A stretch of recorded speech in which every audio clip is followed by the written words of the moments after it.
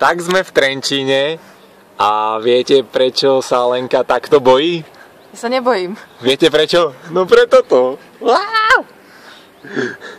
Všetci chodia na hrad a my tiež, ale sme si vybrali jedno lepšie miesto, také trošku nebezpečnejšie, túto mestskú väžu. Je stade to parádny výhľad a vyzerá to tu naozaj adrenalínovo. A je tu vysoko. Môžete posúdiť sami. Trenčín máme radi, ja som do Trenčína chodil aj do školy 4 roky, potom som tu aj býval.